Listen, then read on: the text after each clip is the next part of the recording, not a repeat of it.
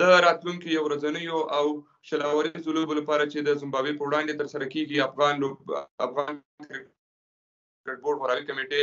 لومړیتونه اعلان کړل چې په لومړیتونو کې ځینې نوي لوبغاړي راغلي، ځینې کېنول شوي دي یا دمه ورکړل شوي دي. په همدې تړاو سره د کرکټ د چارو شنونکی او خبریال ښاغلی بختیار ساحل مېلمه دی. له ده سره په همدې لومړیتونو په لوبغاړو او د دوی په راتګ او په وروستیو کارکردګیو باندې چې په څه ډول لوبغاړي انتخاب شوي هلته د زیمبابوې کنډیشن باندې غږیږو. موږ سره پاتې شئ او تر پایه د خپرونه سره تعقیب کړئ. سایل صاحب ستړی مه شئ، مننه چې وخت مو راکړ. هیله کوم ډېره مننه له تاسو هم کور ودان.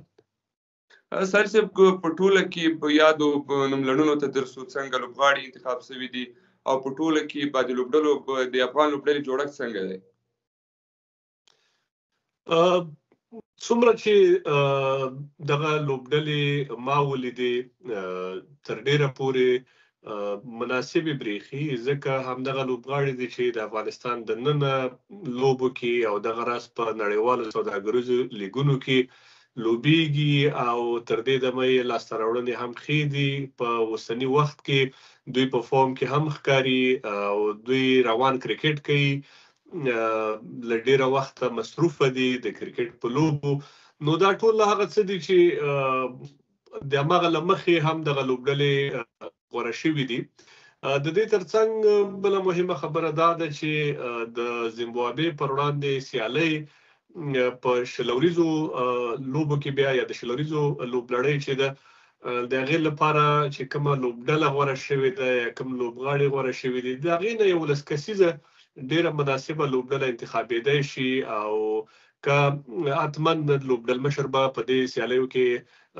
کومه تجربه نه کوي او تر ډیره پورې به هغه لوبډلې یا هغه لوبغاړي د لوبو لپاره انتخابوي چې هغوی وکړی شي دغه لوبلړۍ افغان لوبډلې ته وګټي. او په یو ورځنیو سیالیو کې هم ځینې داسې لوبغاړي شته چې که څه هم د هغوی فورم تللی یا د لوبې یو څه د لوبې په یو بد حالت کې قرار لري، نو دا د کرکټ برخه ده او همدغسې لوبلړۍ وي چې هغه بیرته په فورم کې راوستی شي. او د افغان کرکټ لپاره نن سبا د ورځنیو سیالیو ارزښت ډیر دی، ځکه له دې وروسته به چمپیونز ټرافۍ ته ځي. نو ډیر فوکس او ډیر تمرکز باید په دغه ورځنیو سیالیو باندې وشي او د دې لوبډلې په انتخاب کې باید هیڅ ډول کرکټ بورډ یا لوبډل مشر یا روزونکي داسې څه ونه کړي چې هغه دوی مصلحت وکړي یا کومه بل کیسه وکړي، ځکه دوی باید د هغه 11 کسیزې لوبډلې انتخاب له همدغه ځایه وکړي چې په چمپیونز ټرافۍ کې به له هغې لوبډلې سره مخکې ځي. که ابراهیم زدران تر چمپیونز ټرافۍ پورې رغیږي او راځي، دغه یو بدلون به امکان ولري، نور دې تر ډیره پورې زما له انده له هغې لوبډلې سره لاړ شي چې هغه په چمپیونز ټرافۍ کې د افغانستان لپاره په درد وخوري. ځینې نورې مسلې هم شته چې د خپرونې په دوام کې به بیا پرې خبرې وکړو. د دغه لوبډلو انتخاب په کومو معیارونو کېږي، په کومه طریقه شوی، ځینې لوبغاړي په کومو اصولو کېنول شوي دي او په کومو اصولو ځینې لوبغاړي بیرته راوستل شول. مننه سایل صاحب. نوملړونو ته وګورو، سکواډ ته وګورو، هغه د وړتیا اصل ته څومره پاملرنه شوې ده، څومره وړ لوبغاړي انتخاب شوي دي لکه څنګه چې نوملړونه په ډاګه شوي؟ ګورې خبره داسې ده، ما وړاندې مو ویلې، تر ډیره پورې د افغانستان کرکټ سلیکشن یا غوراوی چې دی هغه نن سبا چې کېږي په څو برخو کې دوی پاملرنه کوي یا مثال د هغې پر اساس ټاکنه کوي. زما له انده دغه لوبډله چې انتخاب شوې ده دوی تر ډیره پورې روانې سوداګریزې سیالۍ په نظر کې نیولې دي. هغه سیالیو کې چې کوم افغان لوبغاړو پرفارمنس کړی دی، هماغو پرفارمنس پر اساس باندې ځینې لوبغاړي انتخاب شوي دي. ځینې داسې ملي لوبغاړي دي چې هغه انتخاب 100% یقیني وي چې هغوی اویلیبل وي یا کومه ستونزه ونه لري، هغه باید په لوبډله کې انتخاب شي. تر ډیره پورې په غټه کچه دې کې ستونزه نشته، یو یا دوه ځایونو کې داسې ستونزه وي چې هغه باندې ډیر فکر کول پکاري او هغه کله کله د مجبوریت پر اساس باندې ځینې لوبغاړي راوستل شي، کله کله د ضرورت پر اساس باندې دوی له انده ځینې لوبغاړي انتخابیږي او کله کله د مصلحت پر اساس هم ځینې انتخابونه کیږي خو هغه ډیر نه وي زما لاندې چې هغه په 14 کسانو کې یو یا دوه داسې لوبغاړي وي چې کرکټ بورډ مجبور شي چې هغه لوبغاړي لوبډلې ته راولي نور چې کومه لوبډلې انتخاب شوي دي زما لاندې په د افغانستان په اوسني کرکټ کې دا هغه لوبغاړي دي چې تجربه هم لري دوی سیالۍ هم ډېرې کړې دي او د دوی نه به زه فکر کوم په لاندې لیول یا په ځوانانو کې ښه لوبغاړي نشي پیدا کولی ساحل صاحب یو څه ته چې د افغان کرکټ مینوالو او د کرکټ څارونکو هم نیوکې زیاتې پرې کړې دي د حضرت زازي راتګ ده یعنی دوی وایي چې چېرته په کورني کرکټ کې ښه کارکردګي کړې یا په ملي کرکټ کې داسې دی په وروستیو کې نه ده ځلېدلی او ښه کارکردګي نه ده ترسره کړې ولې دی انتخاب شوی ده ولې د یو بل لوبغاړي حق پرېښودل کېږي اصلا حضرت زازه د اوپنر په توګه لوبډلې ته راغلی او کله چې ابراهیم زدران روغ و نو حضرت زازه له لوبډلې کېنول شوی و اوس ابراهیم زدران ټپي دی او دغه معلومات نه کیږي چې هغه به کله لوبډلې ته راستنیږي او که هغه روغ هم وای زما لاندې شاید په شلوریز سکواډ کې نه وای په دې خاطر باندې ځینې کلیدي لوبغاړي دي چې هغه د ورځنیو لوبو سپیشلیستان دي او هغوی ته باید په دغسې حالاتو کې له شلوریزو سیالیو هغوی راوګرځول شي او ډېر تمرکز د هغوی په ورځنیو سیالیو باندې وي حضرت زازه د شلوریزو یا د لنډ فارمټ یو ښه لوبغاړی تېر شوی د افغانستان په کرکټ کې ځینې داسې مسلې هغه لرلې چې یو ښه تخنیکي لوبغاړی نه و خو یو ښه پاور هیټر موږ ورته ویلی شو چې د غټو شاټونو ښه مهارت یې درلود حضرت زازه چې په کم وخت کې باید په لوبډله کې نه وای هغه په هغه وخت کې په لوبډله کې و ځکه هغه وخت د فټنس ستونزه ډېره جدي ستونزه وه هغه وخت د متبادل ډېر ښه لوبغاړي په افغانستان کې وو چې هغوی ته چانس نه ورکول کېده دی راوستل شو خو چې کله بیا راوستل شو هغه په ملي لوبډله کې ولوبېده ډېرې ښې پاڼې یې ترسره کړې یادګاري پاڼې هم ترسره کړې دي اوس حضرت زازه چې موږ په لسوریز لیګ کې ولیده په هغې کې هم ځینې ډېر ښه شاټونه ووهل ښې پاڼې یې ترسره کړې فټنس لیول یې هم تر پخوا ښه شوی یو څه چې هغه له ماشومتوبه په یو لوبغاړي کې نه وي هغه د لوبو سټایل یا د لوبې تخنیک هغه بیا د وخت په تېرېدو سره په ډېرې اسانۍ ته نشي بدلولی حضرت زازه چې په کومه طریقه کرکټ کوي تر ډیره پورې د میډ وکټ ایریا دغه ایریا د اسلاګ شاټونه ډیر وهي یا پول شاټونه وهي یا ورپیچ بالونه خو وهي خو تر ډیره پورې د میډ وکټ په ایریا باندې هغه د شاټونو وهلو یو ایریا لري هغه که څومره تیز بالر هم وي د وهلی شي خو افغان کرکټ ادارې چې هغه راوست تازه لوبډلې ته هلته یو سیټ ورته خالي و هغه د ابراهیم زدران سیټ و که ابراهیم زدران روغ وی نو دریم اوپنر به په لوبډله کې صدیق اتل وی زما له انده زه په دې فکر یم چې حضرت زازه شاید بیا هم نه وی انتخاب شوی اوس که موږ د زبید اکبري خبره بیا وکړو چې هغه شته خو زبید ډېر ځوان دی او تجربه یې ډېره کمه ده نو زه فکر کوم چې که چانس ورکوي هم زبید اکبري ته له زیمبابوې د لوبلړۍ تر ګټلو وروسته به لوبډله دغه ریسک اخلي او داسې ډایرکټ یا نیغ په نیغه هم نشي کېدلی چې یو لوبغاړی ته له ایمرجنګ جام نه یا له انډر 19 نه نیغ په نیغه بیا ملي ټیم کې ولوبئ او په داسې حال کې چې ځینې سینیر لوبغاړي درسره وي خو زبید د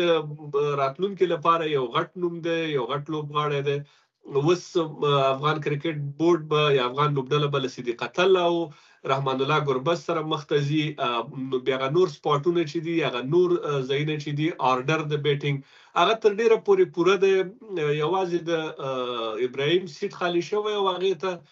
نن سبا ښه کاندید صدیق اتل دی زه فکر نه کوم که بیا هم په پلینګ 11 یا 11 کسیزه لوبډله کې د حضرت زازي ځای جوړ شي په ټوله کې افغان لوبډلې کله له څلورو اوپنرانو سره ځي په سکواډ کې نو دوی په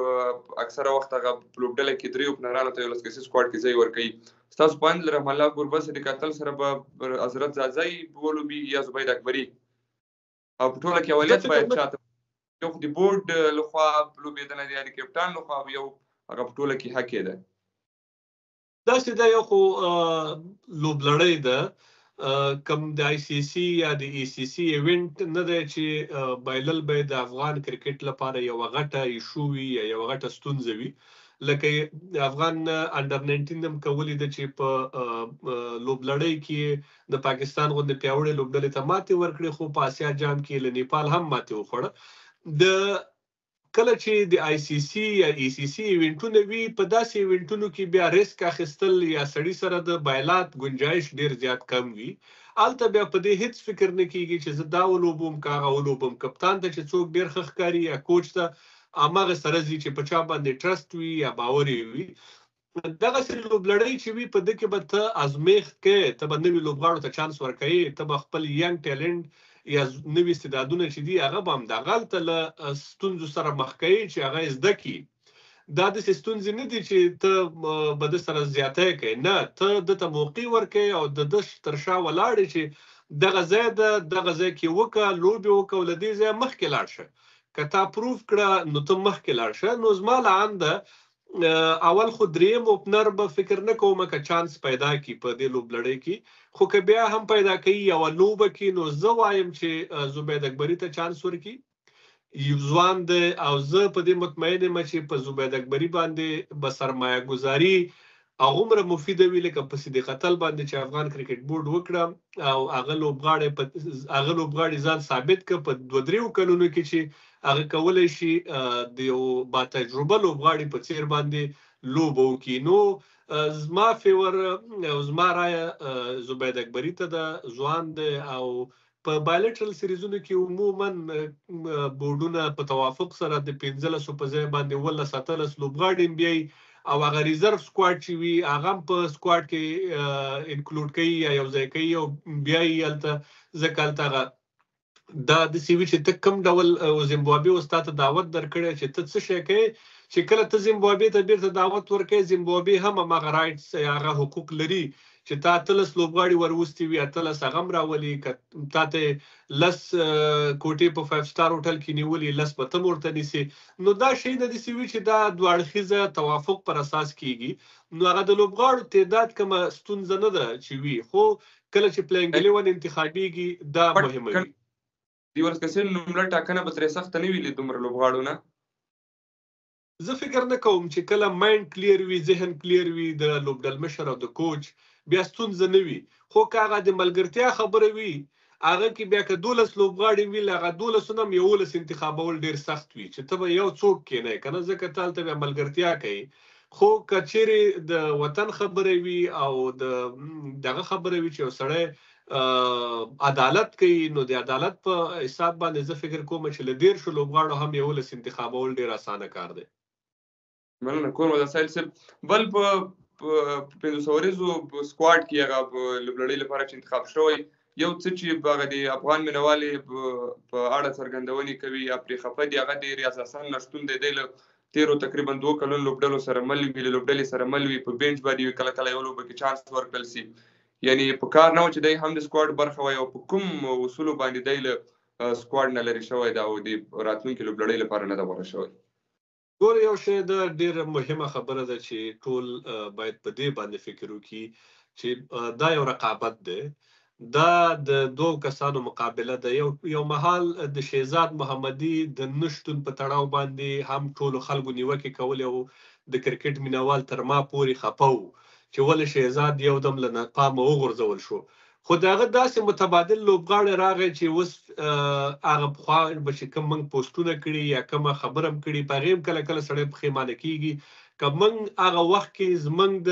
کمپاین پر اساس یا زموږ د غوښتنو پر اساس رحمان الله ګربز نه وای راوستل شوی او تر اوسه پورې هم شهزاد لوبېدلی وای، نو موږ به له افغان کرکټ سره ډېر زیات خیانت کړی وای،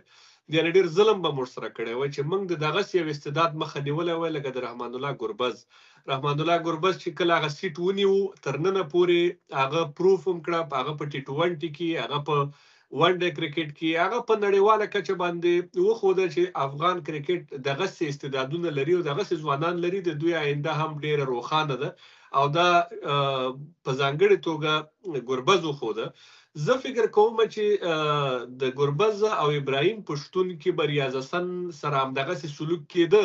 دا کوم شخصي برخورد نه و چې له هغه سره شوی دی یا چا ورسره شخصي مسله لرله، خو هلته ابراهیم او ګربز په اوپننګ کې تا ته تر 200 پورې ملګرتیا هم کړې، تر په شلوریز کې، په 500 کې، په هر فارمټ کې تا ته اوږدې ملګرتیاوې کړې دي او هغه ملګرتیاوې او هغه پارټنرشیپونه د دې باعث شوي دي چې افغان کرکټ بورډ باید له هماغه اوپنرانو سره لاړ شي. حتی هغه اوپنران یې خوځول هم نه چې هغه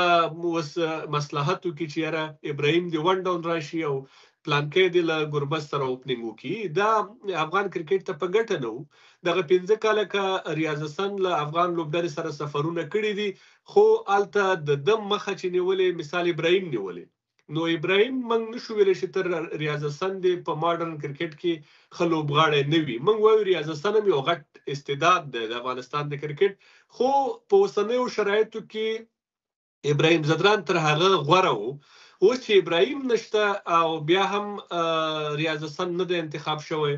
دغلته زما لعن ده چې له یو ځوان کرکټر سره زیاتی ورته ویلی شو. ریاض حسن داسې یو لوبغاړی هم نه دی چې تا باید دومره له پامه غورځولی وای. زه په دې پوهېږم چې عبدالمالک د افغانستان د کرکټ یوه بله غټه آینده ده او یو ډېر غټ لوبغاړی دی، خو د مالک او د ریاض حسن تجربه یو څه فرق کوي. ریاض حسن یو څه ډېر کرکټ له ملي لوبډلې سره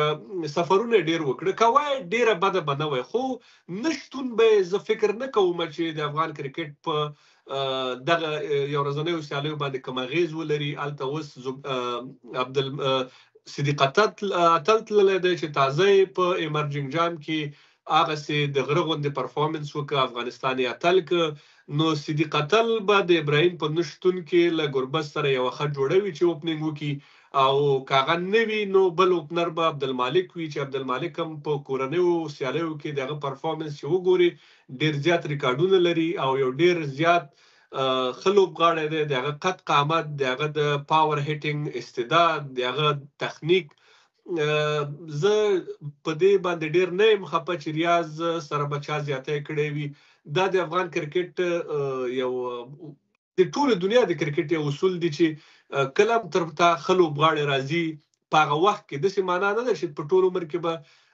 مالک تر ریاض ښه وي یا ریاض به تر مالک کمزوری وي. یو وخت داسې راځي چې لوبغاړی فورم کې وي، د هغه فورم نه به استفاده کوي. لکه صدیق اوس فورم کې ده، نو د صدیق له فورم نه به افغان کرکټ استفاده کوي. نو دا چې کله وخت پورې صدیق د خپل فورم جاري ساتلی شي او په ملي لوبډله کې ځان ته ځای جوړولی شي، دا به د صدیق او د مالک کمال وي. نو له ریاض سره زه فکر نه کوم که چا زیاتی کړی وي، خو د ابراهیم او زبید د ګربز په شتون کې شاید تر ده هم ښه لوبغاړي وای ناست به وای. تاسو صاحب صدیق ته اشاره وکړه، د صدیق وروستیو لوبو او کورني کرکټ کې د لیدا ته په کتو د څنګه ملي کرکټ کې لوبېږي چې د افغانستان د کرکټ لپاره څومره ښه زیری دی د کرکټ ته په کتو، لوبیز ژوند ته په کتو. زه د صدیق له کرکټ له پیله خبر یم چې هغه کله کرکټ شروع کړی په 2019 کې کرکټ ته راغی او هغه په وروستیو 8 کلونو کې دومره زیات تغییر وکړ چې ځان ته یې خپله په ملي لوبډله کې ځای جوړ کړ او ملي لوبډله ورته ضرورت پیدا کړ. ځینې داسې لوبغاړي وي چې د ډېرو چانسونو باوجود هم هغه په ملي لوبډله کې ځای نشي پیدا کولی، خو ځینې داسې خلک وي چې ملي لوبډله ورته ضرورت پیدا کوي. لکه له هغې له ډلې نن سبا یو صدیق اتل هم دی چې یو خو اوپنر دی، بل کینډلاسی دی، بل د قد و قامت وګوره، بله دغه ځواني یعنې د عمر مسله. دا ټول شیونه د دې په دې دلالت کوي چې هغه هلک دی باید په ملي لوبډله کې وي. زما چې په صدیق اتل کې څه خوښ دي هغه دا دی چې دی په میدان کې داسې یو ریاکټ کوي یا داسې ښودنه کوي یا داسې لوبه کوي چې ته فکر کوي دی یو ډېر سینیر لوبغاړی دی، دی ډېر زیات با تجربه لوبغاړی دی او د ده هغه کنټرول په خپل نفس باندې، دغه کنټرول په خپل فکر باندې دا تر ټولو ډېر مهم شی وي چې دی لوبه څنګه منیج کوي یا د لوبه څنګه اخره پورې بوزي. سخت حالاتو کې لکه د فکر کوم د بنگلاديش خلاف وکړه، د سریلانکا خلاف د افغانستان لوبه لږه سخت حالت ته لاړه هغه لوبه کې د څنګه داسې برخورد وکړ چې دغه لوبه د اخره پورې بوزي، د لوبغاړو د مقابل ټیم د بالرانو هغه توند غبرګونو، سخت خبرې او هغه کرکټ کې چې ورته سلاجینګ وایي، دا ټول شیونه د څومره په اسانۍ وزغمل او هغه لوبه بالاخره ترې وګټله. د دغه ریاکشن نه ښکاري چې د کله لوبه ګټلې ده چې د څومره سخت وخت په میدان کې تیر کړی دی، خو هغه هدف د ترلاسه کو هغې نه وروسته د بیا یو ریاکشن وښوده. زه وایم لکه دا دوه اوپنران چې د افغانستان په کرکټ کې دي، ابراهیم او ګربز، د هغې نه راوروسته صدیق اتل داسې یو څوک دی که د اوپنر په توګه نه وي، د دریم نمبر بیټسمین په توګه هم په لوبډله کې دی اغېزمن ثابتېدی شي او دی باید په لوبډله کې تر هغې پورې وساتل شي چې مګرم افغان کرکټ بورډ په دې وپوهېږي چې نور په دغه لوبغاړي کې د لوبو کولو وړتیا کمه شوې ده او تر ده ښه لوبغاړي بره راغلي دي. زه دا د افغان کرکټ لپاره یو بل غمی ګڼم چې افغانستان په ډیر مهم وخت کې دغه غمی ترلاسه کړ. بالکل ستاسو مننه. بل مجيب الرحمن تقریبا یو کال یا زیات وخت نه وروسته بیرته کرکټ ته راستون شو، نوموړی چې زخمي و په ګوتې له انجري سره مخ و. نو په کار نه و چې په کورني کرکټ کې سیالي تر سره کړې وای، لوبېدلی وای، بیا راغلی وای، که دومره زر راتګي او د دې تر څنګ د اعلی محمد غضنفر هم د نوموړي تر څنګ هماغه رقم توپچونه تر سره کوي. څوک فیورټ دی یا چاته باید اولت وس ورکړل سي د موجب سینیرتوب ته په کتو او وروستیو کې د غضنفر کارکردګي؟ زما له انده دغه ټاکنه د سلیکشن یا د غوراوي اصولو له امله له مخې صحیح ټاکنه خو نه ده، خو کرکټ بورډ بدل ته څو شیانو ته کتلي. یو خو وخت له دوی سره کم دی، یو اوس په کورنیو سیالیو کې فکر نه کوم چې داسې مهمې سیالۍ ولري چې مجیب دی هلته راشي او ځان دی بیرته ثابت کړي. دوی به اوس ګریډ 1 او ګریډ 2 دغه شیونه پیلوي چې هغه د ډېر ټیټ لیول کرکټ دی او په افغانستان کې دننه داسې بل هیڅ هم نشته د مجیب لپاره چې دی دلته راشي او ځان دی بیرته ثابت کړي او بیا د ملي ټیم ته راشي. که دا دې لیول ته د مجیب غوندې یو لوبغاړی وساتل شي چې دی د کورنۍ کرکټ وکړي، زه فکر کوم چې د کرکټ کیریر په خطر سره مخ کېدی شي. مجیب زه دا هم منم چې مجیب به اوس د لوبو لپاره آماده نه وي، خو د مجیب غوندې یو لوبغاړی چې د افغان کرکټ لپاره ډېر خدمات کړي دي او ډیر مفید لوبغاړی ثابت شوی دی، دغه عمره زرې له پامه غورځول هم نه دي پکار چې د مجیب سره دې هم داسې یو برخورد وشي چې ته لاړ شه اوس د افغانستان کورنی کرکټ وکړه او بیرته راشه. مجیب یو د مجیب په استعداد کې شک نشته. مجیب داسې یو لوبغاړی دی لکه یو وخت د افغانستان په کرکټ کې چې حمید حسن و، حمید حسن ته به سلیکشن کمیټې ویلي چې تا په انتخاب کې موږ هیڅ فکر نه کوو، ته چې کله فټ وي، تا فټنس ایشو نه وه او برابر وي، ته ډایرکټ په لوبډله کې انتخاب یې، دې کې هیڅ موږ کم شک نه ګڼو چې ته دې بیا راشي موږ ته د امتحان راکړي. نو مجیب هم دغسې یو لوبغاړی دی چې د هغه په انتخاب کې هیڅ شک نشته چې یو څوک دې راشي د هغه په وړتیا دې بیا سوچ وکړي چې دی وړتیا لري که نه. کله چې فزیو هغه ته د فټنس هغه سرټیفیکټ ورکوي چې ته فټ یې، ته اوس لوبه کولی شي، یا ټرینر هغه ته دغه ورکوي سرټیفیکټ ورکوي، نور د سلیکشن کمیټې بیا په دې برخه کې نور څه نشي کولی ځکه دوی سره وخت کم دی. دوی روان دي د دغه لپاره د چمپیونز ټرافۍ لپاره. نو د زیمبابوې سیالۍ داسې دي که هلته په ون ډے کرکټ کې د غضنفر په ځای باندې مجیب ته چانس ورکړي یو بد اپشن نه دی. په شلوریز کرکټ کې زما له انده که لوبیږي غضنفر دی ولوبیږي، خو په ون ډے کې مجیب دی وکتل شي، یعنی په شلوریز کې دی وکتل شي، یو سیالۍ نیمه کې پته معلومات کیږي، بیا دی په ون ډے کې هم وکتل شي. درې واړه ون ډے که نشي ورکولی، یو ون ډے چې دی 10 اوره پوره سپیل وکړي او دی وکتل شي چې دی د چمپیونز ټرافۍ لپاره جوړ دی او که جوړ نه دی، ځکه د دې نه بغیر بل هیڅ هم نشته چې افغانستان د چمپیونز ټرافۍ لپاره سلیکشن وکړي. یوازې د زیمبابوې سیالۍ دي چې دلته به افغان کرکټ د خپل لوبډلې د ترکیب د جوړولو لپاره ټول لوبغاړي چې د دوی په نظر کې دي هغه به څاري، هغه به ازمایي، هغه به ګوري. زما له انده شاید لوبډلې ته یا کوچینګ سټاف ته دا ډیره مهمه نه وي چې دغه لوبلړۍ څوک ګټي. د دوی اول فکر به همدا وي چې دوی څنګه خپل ټارګټ لوبغاړي معلوم کړي او هغې نه وروسته له لوبډلې سره لاړ شي.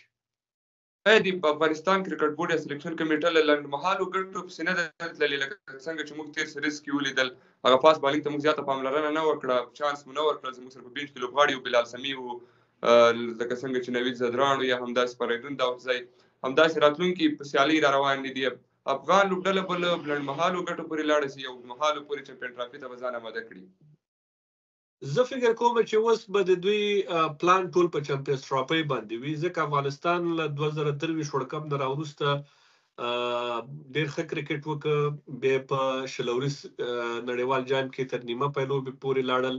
کله یو هدف ته ځان رسول اسانه کار وي، خو هغه هدف ساتل هغه سخت کار وي. نو افغان کرکټ ته اوس غټ چیلنج دا دی چې څنګه په چمپیونز ټرافي کې دوی لږ تر لږه هغه حیثیت بیا تر ولري چې مخکې درلود. که افغان لوبډله اوس په دې چمپیونز ټرافي کې چې په ګروپي پړاو کې له سختو لوبډلو سره هم مخ ده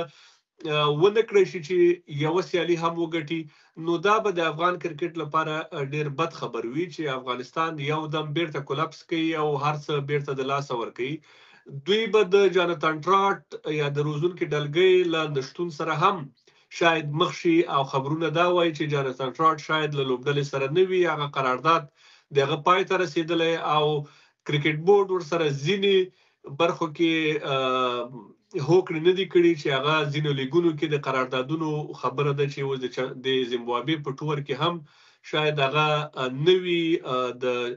ساوث افریقا په لیګ کې هغه مصروفوي. نو دا هغه چیلنجونه دي چې افغان کرکټ لوبډله او اداره ورسره مخ ده. نو زه فکر کوم چې دوی به اوږدمهاله فکر باید وکړي او دوی باید د پاکستان کې د چمپیونز ټرافي لپاره آمادګي ونیسي، او دوی باید هغه کنډیشن په پوره توګه ولوسه مطالعه کی، هلته خلک ولیږي، هغه ټول کنډیشن ریپورت لوړاندې دوی ته راوړل شي چې پاکستان کې کم کنډیشن ده، په د شپې هلته څنګه کرکټ کیږي، د ورځې هلته څنګه کرکټ کیږي، اوله پاڼې څنګه وي، دویمه پاڼې څنګه وي، پیچونو وضعیت څنګه ده، څو ډوله پیچونه په هر لوبغالي کې موجود دي، نم وي شبنم وي، دا شیونه، دا ټول کیسې دا د هغه باید له اوسه دوی ته معلومات وشي، ځکه یو میاشت وروسته یا 2 میاشتې وروسته دغه ټرافي شروع کیږي. نو هغه وخت کې موسم څنګه وي، رایخیږي، باراني موسم وي، نو د هغې مطابق باید دوی بیا لوبډله انتخاب کړي. او بل د فاست بالرانو خبره دې وکړه،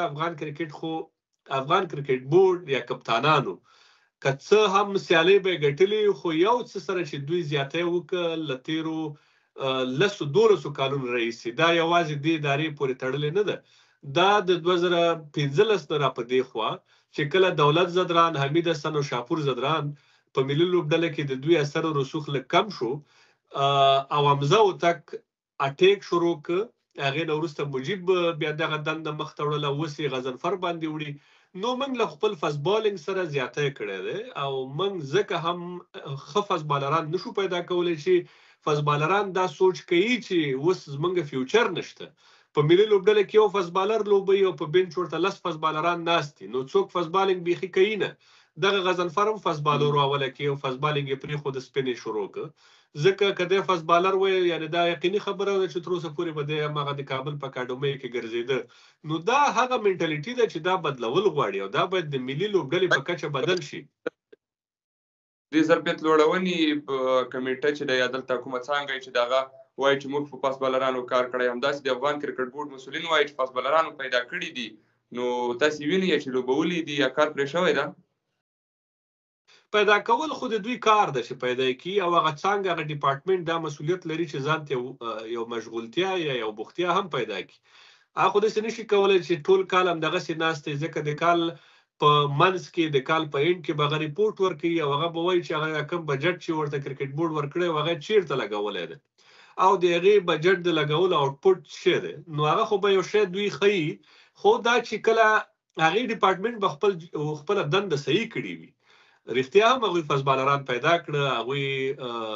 ډېر ښه فاست بالران پیدا کړه چې اوس نن سبا موږ په فرست کلاس کې ولیدل چې لوبېدل. هغوی د افغانستان کنډیشن د ویکټو د فاست بالرانو لپاره اول ځل ما فرست کلاس سیالۍ ولیدې چې فاست بالرانو پکې ډېرې ویکټې اخیستې وي. نو هغوی خو خپله دنده کړې ده، خو مسله دا ده چې په ملي کچه ستونزه ده چې کله ته اوس په انډر 19 کې هم ستا اټیک بالر چې دا هغه سپینر ده. په ایمرجنګ اسیا جام کې د هم اټیک بالر سپینر او په ملي لوبډله کې د هم اټیک بالر سپینر ده. هلته بیا د کپتان منطق دا دی، هغه وایي چې وروره ماته سپینر اوټوي او د دنیا د کرکټران چې دي زموږ له سپینرانو سره ستونزه لري. نو موږ چې دغه یو پلس پوینټ لرو یا دغه یو سټرنټ لرو یا د قوت یو نقطه لرو، ولې ترې استفاده ونه کړو؟ د هغوی دا منطق دی او هغوی په دې منطق باندې ټولو هر وخت د کرکټ بورډ مسؤلینو او سلیکشن کمیټې ته قناعت ورکړی او هغوی هم دا وایي چې موږ نه ملت، خلک، عوام، مینوال ګټه غواړي. هغوی اینډ اف د ډے کې موږ نه ګټه غواړي او موږ ته دا نه وایي چې تاسو فاست بالران ولوبوئ او لوبه وبایلئ. هغوی وایي چې وروره چې هر رقم کېږي موږ ته لوبه وګټئ، که هغه موږ ته هر څوک دغه لوبه ګټي موږ ته وګټي. نو دوی په دغه منطق پر اساس باندې مخکې ځي، ځکه په موږ په لوبډله باندې د کراوډ دومره پریشر یا د مینوالو دومره پریشر وي چې یوه لوبه وبایلي، بیا نو د کنځلو او د بدو ردو ویلو دومره کمپاین وچلیږي چې هغه لوبغاړی ذهني مریض کړي، ناجوړی کړي. نو ټول خلک چې دي یا کپتانان چې دي یا لوبغاړي یا مسؤلین، هغوی ګټې پسې ځي. هغه که کوچ ته هم هغه ستا فاست بالینګ ته نه ګوري، هغه وایي چې تا سپینر یې ښه کولی شي نو زه ستا په فاست بالر څه کوم. هغه خپل کیریر جوړوي. د افغانستان ملي ټیم ته چې هر کوچ راغلی د دې ځینې کیریر جوړ شوی، هغه نه بیا کوچ جوړ شوی. دا کریډټ باید موږ ټول هغه ته ورنکړو چې کوچ نړیوالو روزونکو زموږ کرکټ جوړ کړی. نه، زموږ کرکټ نړیوال روزونکي جوړ کړه چې هغه په اوس نن سبا موږ ډېر مثالونه لرو او هغوی له دې لارې د نړۍ سوداګریزو لیګونو ته لاره پیدا کړه، اوس په زرګونه ډالر ګټي. د زیمبابوې سره په لوبو ته په کتو، هلته کنډیشن ته په کتو او افغان لوبډلې ته په کتو، کومه لوبډله به فیورټ وي د دې ترڅنګ د کومې لوبډلې هغه وړتیا لوړه ده په بله باندې؟ افغانستان هر وخت فیورټ ده د زیمبابوې په مقابل کې. دا په 2015 کې افغانستان ثابته کړه چې افغانستان په زیمبابوې کې زیمبابوې سره اوله لوبلړۍ وکړه او 2-2 مساوي شوه. نو دغه سیالیو کې هم افغانستان 90% برتري لري او افغانستان به وکړی شي چې په ډېرې اسانۍ سره دغه لوبلړۍ وګټي. خو تمرکز ډېر مهم دی. دا به هم موږ نه وایو چې زیمبابوې ډېره کمزوري لوبډله ده. زیمبابوې له پاکستان یوه سیالي وګټله، خو داسې لوبډله نه ده چې هغه بیا په مسلسله توګه ښه پرفارمنس وکړي، ځکه په هغه لوبډله کې د نویو لوبغاړو د راتګ پروسه کمزوري ده. اکثره پکې زاړه لوبغاړي لوبیږي او زاړه لوبغاړي د فټنس له نګاه نه ستونزې لري. په یو ورځني کرکټ کې بیا هغومره اغېزمن نه ثابتېږي. زموږ یوه ډېره ښه لوبډله ده په دواړو لوبلړیو کې. په ټیسټ کې به هم لا اعلان شوې نه ده، هغه به هم ښه وي. نو باید افغانستان دلته ټولې سیالۍ وګټي. خو که چیرې یوه نیمه بیلي هغه سیالۍ به هم افغان لوبډله د نویو ځوانانو ته د چانس ورکولو پر اساس باندې چې هغوی وازمایي او د ازمېښت پر اساس کې چې کله تا ازموینه کوي نو ازموینه کې بیا کله کله تاوان وي. کور مدان ساحل صاحب چې سې ته وخت ورکړ، هیله کوم. ډېره مننه. د زیمبابوې پر وړاندې په سکواډونو یا لومړنیو مو د کرکټ د چارو رسونکي او خبریال ښاغلي بختیار ساحل سره تبصره درلوده. مننه چې موږ ته غوږ وئ. تر بیا چې موږ ستاسو په حضور کې حاضرېږي، ښه وخت او ښې چارې.